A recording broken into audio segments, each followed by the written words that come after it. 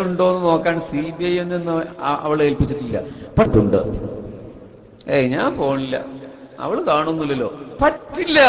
കാലറിയാതെ വേദിയിലേക്ക് വരും, കൽബിലൂടെ വന്നിരിക്കും, എന്നിട്ട് വയല് കഴിഞ്ഞ് വിളിച്ച് സ്കൈപ്പിലൂടെ പറയും ഞാൻ പോയി.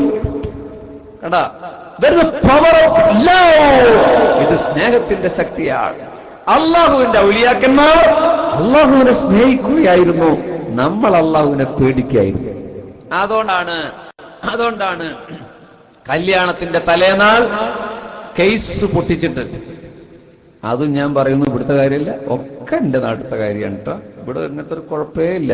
ഞാൻ കളിയാക്കി പറഞ്ഞതല്ല, എനിക്ക് ഉറപ്പാണ് ഇവിടെയൊക്കെ കുറച്ചൊക്കെ ദീനീബോധമുള്ള ഒരു പ്രദേശമായിരിക്കും എനിക്ക് ചിന്തിക്കാം. അവിടെ മുഅ്മിനീങ്ങളെ കല്യാണത്തിന്റെ തലേ ദിവസം ഒരു 7 മണിക്ക് ഭയങ്കര അലങ്കാരങ്ങള്, ഹലോജൻ ബൾബ്സ്, അങ്ങനെ എല്ലാ ഇതും ചെയ്തിട്ട് ചിലപ്പോൾ ഗാനമേള ഉണ്ടാവും. ഒരു 9 മണിയോടുകൂടി എല്ലാവരും മൃഷ്ടാണ്ണം ശാപ്പട് വെച്ച് പോകും. പക്ഷെ ഈ ചെറുപ്പക്കാരന്റെ പുതിയ ആപ്പിളുടെ കൂടെ ഒരു 5-8 വിങ്ങുകൾ ഉണ്ടാവും. അവര് ഓഡിറ്റോറിയത്തിന്റെ ഏതെങ്കിലും ഒരു മൂലയിൽ, മെസ് ഹാളിന്റെ മൂലയിൽ പോയിട്ട് ഒരു കേസ് പൊട്ടിക്കും. തൃശ്ശൂരിൽ നിന്നോ ചാലക്കുടിയിൽ നിന്നോ കൊണ്ടുവന്ന 7000-8000 രൂപയുള്ള ഒരു ബോക്സ് പൊട്ടിക്കും. അതിലുള്ളത് എന്താന്ന് ഇപ്പൊ ഞാൻ പറയണ്ടല്ലോ. തൊട്ടുകൂട്ടാൻ എരിവുള്ള അച്ചാറുണ്ടായിരിക്കും, പൊരിച്ച കോഴി വാങ്ങിക്കൊണ്ടുവന്നുണ്ടാവും, അടിക്കുകയാണ്. അപ്പൊ നോക്കൂ, വാപ്പാതിയെ വന്നാ അവര് പതുക്കെ ഗ്ലാസ്സൊക്കെ ഇങ്ങനെ മാറ്റി കൊലകൊലകൊലാന്ന് മാറ്റിയിട്ട് ഇങ്ങനെ മാറി വെക്കും. ഇത് മറ്റാള് കുപ്പി പൊട്ടിയെ പറഞ്ഞ മാതിരി ഇല്ലട്ടോ, ഒക്കെ മാറ്റി വെക്കും. അപ്പൊ നിങ്ങളൊന്ന് മനസ്സുകൊണ്ട് ആലോചിച്ച് നോക്കിയേ, വാപ്പാനെ പേടി, കാരണം വാപ്പ അടുത്ത് വന്നു. അല്ലെങ്കിൽ ആ ഓഡിറ്റോറിയത്തിന്റെ ഒരു സൂക്ഷിപ്പുകാരനായാലും അടുത്ത് വന്നവര് നോക്ക് തുടച്ചിട്ട് അറിയാത്ത മാതിരി. എന്തുകൊണ്ടാണത്? ആളടുത്തുണ്ട്, അയാളെ പേടിച്ചു.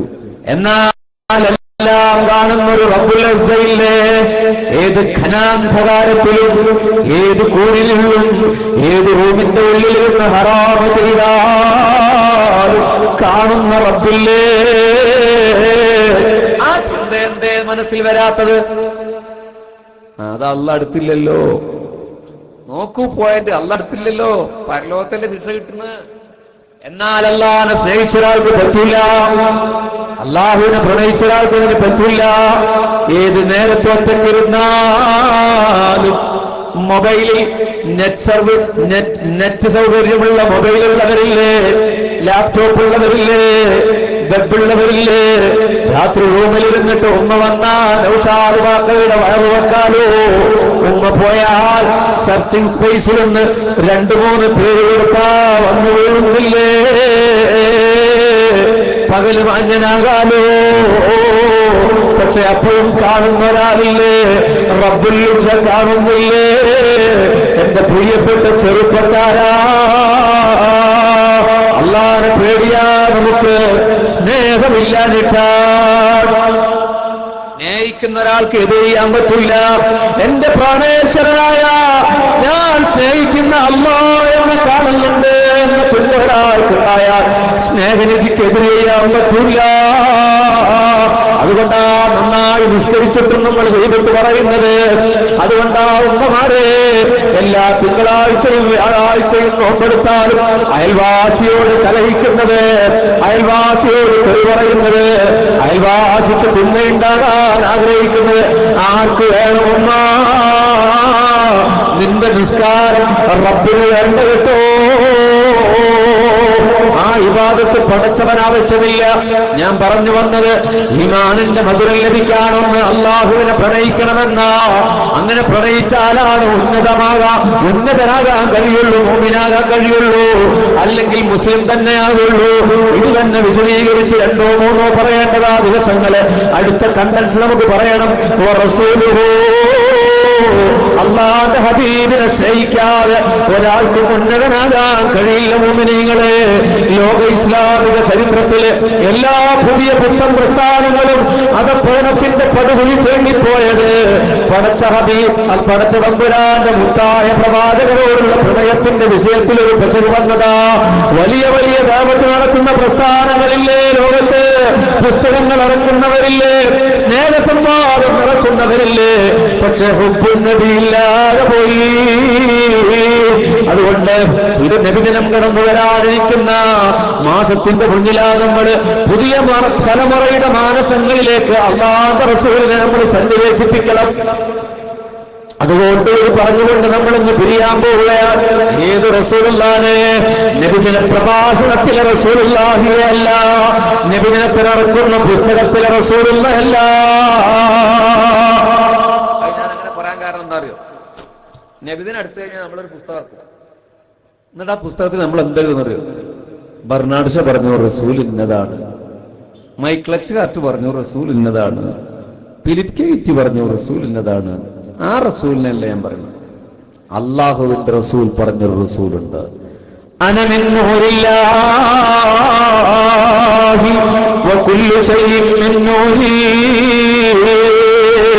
ഞാൻ അള്ളാഹുവിന്റെ വെളിച്ചമാണ്, ഈ ലോകം മുഴുവൻ എന്റെ നൂറിൽ നിന്നാണെന്ന് മുഹമ്മദ് മുസ്തഫ. ആ റസൂലുള്ളാഹിനെ നെഞ്ചകത്ത് കയറ്റി വെക്കണം. മൈക്ലച്ചാർട്ട് പറഞ്ഞിട്ടുണ്ട്, the 100 ranking of the most influential person in history. 100 ആളുകളുടെ ചരിത്രം എഴുതിയ പുസ്തകം. എന്നിട്ട് നമ്മളതിനെ പ്രസംഗിക്കുക. 100 ആളുകളുടെ ചരിത്രം എഴുതിയ പുസ്തകത്തിൽ the first chapter prophet Muhammad സല്ലല്ലാഹു അലൈഹി വസല്ലം, ഒന്നാമത്തെ അധ്യായം നമ്മുടെ നബിയാണ് അത്ര. എന്താ കാര്യം? ഇയാൾ മുസ്ലിമായോ? ഇല്ലല്ലോ. ആരാ 99 ആൾക്കാർ നമ്മൾ പരിശോധിച്ചോ? കള്ളുകുടിയന്മാർ. ബെനിറ്റോ മുസോളിനി, ഇറ്റാലിയൻ സമരനായകൻ. ഹിറ്റ്ലർ, ജർമ്മനിയുടെ 2ാം ലോക മഹായുദ്ധത്തിന്റെ കാരണക്കാരനായ ചരിത്രത്തിലെ കിരാതനായ മനുഷ്യൻ. ഇവരൊക്കെയാണ് 100 ആൾക്കാർ. എന്നിട്ട് ഈ 100 അള്ളാഹുവിന്റെ റസൂൽ ഒന്നാന്ന് പറഞ്ഞ് പൊക്കിപ്പിടിച്ച് പ്രസംഗിക്കുക. നമ്മള് ആ റസൂലുള്ളാഹിനല്ല ഞാൻ പറയണത്. അല്ലേ മുമ്പിൽ അതൊക്കെ എന്തൊരു അബദ്ധാണ് ഈ പറയണത്. ഇപ്പൊ നിങ്ങൾക്ക് മനസ്സിലായില്ലെങ്കിൽ ഞാൻ ഒന്നൊരു വിശദീകരിച്ചത്. നാളെ നിങ്ങൾ പുസ്തകം ഇരിക്കുക. 1ാമത്തെ പേജിൽ മുഹമ്മദ് നബി സല്ലല്ലാഹു അലൈഹി വസല്ലം, എന്നിട്ട് ചരിത്രം. എന്നിട്ട് 100 ആൾക്കാരെ എഴുതി. ഇടവണ്ണപ്പാറ സമീപത്തുള്ള കുറെ കള്ളുകൂടിയന്മാർ, കുറെ പെണ്ണുകൂടിയന്മാർ, കുറെ പലിശക്കാർ, അങ്ങനെ 100 ആള്. എന്നിട്ട് ഈ പുസ്തകം കൊണ്ടുവരുന്ന നമ്മൾ പറയാ, ദാ ഈ പുസ്തകത്തിൽ 1ാമത്തെ ആള് നബിയാണ്, അതുകൊണ്ട് നബി വലിയ ആളാണ്. എങ്ങനെയുണ്ട്? ആരോടാ നബിയെ കമ്പയർ ചെയ്യുന്നത്? ഹിറ്റ്ലറിനോട്, മുസോളിനോട്. അബദ്ധമല്ലേ? ആ റസൂലുള്ളാഹിനല്ല ഞാൻ പറഞ്ഞത്. വേറൊരു പുസ്തകം എപ്പോഴും ഉദ്ധരിക്കുന്നുണ്ട്, ഫിലിപ്പ് കെയ്റ്റി, ദ ഹിസ്റ്ററി ഓഫ് അറബ്. അറബൻ ചരിത്രം എഴുതിയ വലിയ മനുഷ്യനാണ്. Without a palace, without a bodyguard, without a standing army, without a fixed deposit. It's a Muhammad, Prophet Muhammad is only one powerful man in world history and legend of world history. ഭയങ്കര സംഭവമായി. നമുക്ക് ഭയങ്കര സന്തോഷമായി. Grammar തെറ്റിച്ച് കാണാപ്പാടം പഠിച്ച 4 English വെച്ച് കസർത്തുക അല്ലേ? ഇതുകൊണ്ട് മുഅ്മിനീങ്ങളെ പുതിയ തലമുറ ആരാ നബി നിങ്ങൾ ചോദിച്ചു നോക്കി. 10-20 കൊല്ലം കഴിഞ്ഞിട്ട് അവർ പറയും മുഹമ്മദ് നബി എന്ന് പറഞ്ഞാൽ മക്കത്ത് ജനിച്ചു, മദീനത്ത് മരിച്ചു. അതിനപ്പുറം അവർക്ക് നബി എന്ന് പറഞ്ഞ ഒരു വികാരം ഉണ്ടാവില്ല. കഴിഞ്ഞ തലമുറയിൽ അങ്ങനെ ആയിരുന്നില്ല. അവര് പഠിച്ച നബി ആരാന്നറിയോ?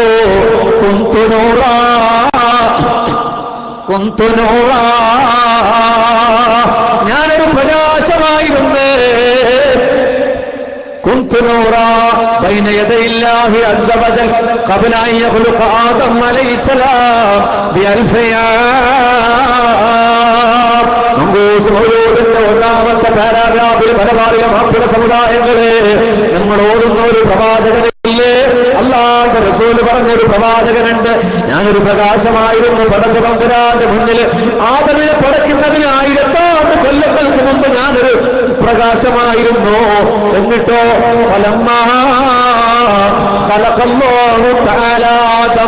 ആദം നബി അല്ലാഹു പടയ്ക്കാൻ ഉദ്ദേശിച്ചപ്പോ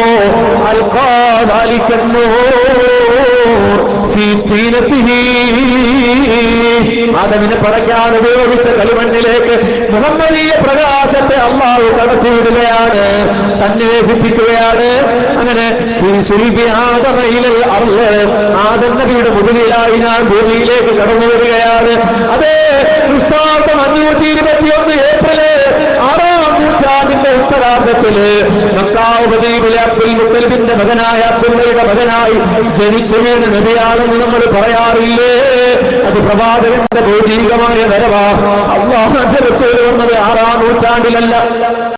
ആ പ്രവാചകന്റെ തിരുപ്പിറവി ഉണ്ടായത് മനുഷ്യവംശത്തെ പടയ്ക്കുന്നതിന് മുമ്പ് അള്ളാഹു പടച്ചിട്ടുണ്ട് പ്രവാചകന്. അങ്ങനെ ആദം നബിയുടെ മുതുകിൽ ഞാൻ ഭൂമിയിലേക്ക് യാത്ര വരികയാണ്. പിന്നെയോ ഖലീലുല്ലാഹി ഇബ്രാഹിം നബിയുടെ മുതുകിൽ ഞാൻ ഉണ്ടായിരുന്നു. എപ്പോഴാ ഫിന്നാർ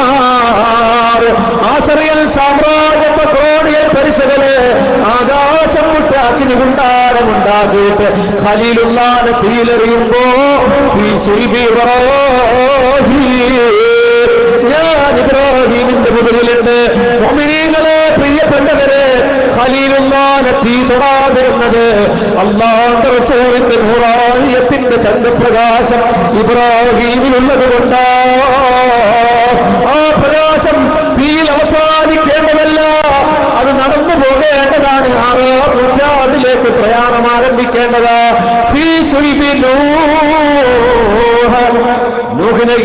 നബിയുടെ മുതുകിൽ ഞാനുണ്ടായിരുന്നു. എപ്പോ പ്രളയത്തിന്റെ വേളയിൽ ജൂതി പർവ്വതത്തിലേക്ക് നങ്കൂരമിടാൻ വേണ്ടി പോകുമ്പോ ഞാൻ നൂഹിന്റെ മുതുകിലുണ്ട്. അതേ ആകാശമുള്ള തിരമാലകൾ വന്ന് ആർന്നലച്ചപ്പോ നോഹയുടെ പേടകം തകർന്ന് തരിപ്പണമാകാതെ പോയത് അല്ലാഹുവിന്റെ റസൂലിന്റെ നൂറ് ആ നൂഹ് നബിയുടെ മുതുകിലുണ്ട്. അങ്ങനെ فلم يزل ينقلني ربي من الأسلام الكريمة الفاخرة إلى الأرهام الزكية الطاهرة حتى أخرجني الله من بين يدي ولم يلتقي على سفاه قط. എന്താ പറഞ്ഞത്? പരമപരിശുദ്ധമായ ഗർഭാശയങ്ങളിലൂടെയാണ് ഞാൻ കടന്നുപോയത്. പരമപരിശുദ്ധമായ മുതുകുകളിലൂടെയാണ് ഞാൻ പ്രയാണം സംഭവിച്ചിട്ടുള്ളത്. എനിക്ക് അശുദ്ധി ബാധിച്ചിട്ടില്ല എന്ന് ത്വഹ റസൂലുള്ളാഹി. ഇതാണ് ബേസ്. പ്രവാചക സ്നേഹത്തിന്റെ ബേസ് ഇതാണ്, അടിസ്ഥാനം ഇതാണ്. ഇവിടെ നിന്ന് പ്രവാചകനെ പരിചയപ്പെടുത്തോത്തണം. അല്ലാതെ പ്രവാചകൻ സ്ത്രീ മോചകനാണ്, പ്രവാചകൻ വിപ്ലവകാരിയാണ്, അങ്ങനെയൊക്കെയാണല്ലോ അച്ചടി ഭാഷയിൽ നമ്മൾ പ്രസംഗിക്കാറുള്ളത്. സെമിനാറിൽ നിങ്ങൾ പ്രസംഗിക്കുക നല്ല കാര്യം തന്നെ, പൊതുസമൂഹത്തോട് പറയാം. ഒരുപക്ഷെ ഇതിലൊക്കെ ഇറങ്ങാൻ പോകുന്ന സത്യധാരയിലും അങ്ങനത്തെ ഒരു ലേഖനം ഈ വിനീതന്റെ തന്നെ വരാൻ സാധ്യത എഴുതി അയച്ചു കഴിഞ്ഞിട്ടുണ്ട്. അപ്പൊ നിങ്ങൾ ചോദിക്കരുത് എങ്ങനെയൊക്കെ പറഞ്ഞിട്ട് ഇയാൾ ഇതാലും എഴുതി. അതൊരു പൊതുസമൂഹത്തിന് അഭിസംബോധന ചെയ്യുമ്പോൾ നമുക്ക് അങ്ങനെ പറയാം. ഒരു സെമിനാറിൽ പോയി പ്രവാചകൻ അടിമത്ത വിമോചകനാണ്, സത്യസന്താന കച്ചവടക്കാരനാണ് എന്നൊക്കെ പറയാം. നമ്മുടെ മുഅ്മിനീങ്ങളോട് നമ്മുടെ തലമുറയില്ലാതെ സാധാരണ മനുഷ്യനല്ല. ഞാൻ അവസാനിപ്പിക്കട്ടെ. ഒരിക്കലും ജിബ്രീലേ, നിങ്ങളുടെ വയസ്സ് എത്രയാണ്? എത്ര വയസ്സായി നിങ്ങൾക്ക്? ജിബ്രീൽ പറഞ്ഞു, എനിക്കറിയില്ലല്ലോ നബി, എത്ര വയസ്സാണെന്ന് എനിക്കറിയാം. നമ്മൾ ബർത്ത്ഡേ ഒന്നും ആഘോഷിക്കണില്ലല്ലോ അല്ലേ? നമ്മളല്ലേ ബർത്ത്ഡേ ഒക്കെ ആഘോഷിക്കുള്ളൂ. എന്നാലും ഏകദേശം ഒന്നും പറയാൻ പറ്റില്ല നബിയെ. പക്ഷെ ഞാനൊരു കാര്യം പറയാം നബിയെ. 3 തിരശ്ശീലയിൽ ഒരു നക്ഷത്രം ഉദിക്കാറുണ്ട്. ആ നക്ഷത്രം ഇന്നുദിച്ചാ പിന്നെ ഉദിക്കുന്നത് 70,000 കൊല്ലം കഴിഞ്ഞിട്ടാണ് നബിയേ. മനസ്സിലായില്ല? ഇന്ന് ആ നക്ഷത്രം ഉദിച്ചാൽ പിന്നെ 70,000 കൊല്ലം കഴിഞ്ഞിട്ട് വീണ്ടും ആ നക്ഷത്രം ഉദിക്കുള്ളൂ. പിന്നെ ആ നക്ഷത്രം ഉദിക്കണമെങ്കിൽ വീണ്ടും 70,000 കൊല്ലം കഴിയും. പിന്നെ ആ നക്ഷത്രം ഉദിക്കണമെങ്കിൽ വീണ്ടും 70,000. ഇന്ന് സുബി വരങ്ങൾ അങ്ങനെ പറഞ്ഞോളൂ, ഇന്നാലും തീരില്ല. അങ്ങനെ ആ നക്ഷത്രത്തെ ഞാൻ 72,000 തവണ കണ്ടു എന്ന് മുഖറബുൽ അംലാഖ് മലക്ക് ജിബ്രായീൽ. ഇവിടെ തേങ്ങ അടക്കിയൊക്കെ കച്ചവടം ചെയ്യുന്ന നാടല്ലേ? അതൊന്ന് മനക്കണക്ക് കൂട്ടി പറഞ്ഞു എത്ര വയസ്സായിട്ടുണ്ടാവും ജിബ്രീൽ? പറഞ്ഞവർക്ക് ഒരു സമ്മാനം ഈ സംഘടനയുടെ കീഴിൽ നമുക്ക് നൽകാം. ആരെങ്കിലും വിഷയം മനസ്സിലായില്ലേ? ഞാൻ ഒന്നുകൂടി എക്സ്പ്ലെയിൻ ചെയ്യാം. മനസ്സിലായോ? ഇന്ന് ആ നക്ഷത്രം ഉദിച്ചാ പിന്നെ 70,000 കൊല്ലം കഴിഞ്ഞിട്ട് വീണ്ടും ഉദിക്കുകയുള്ളൂ.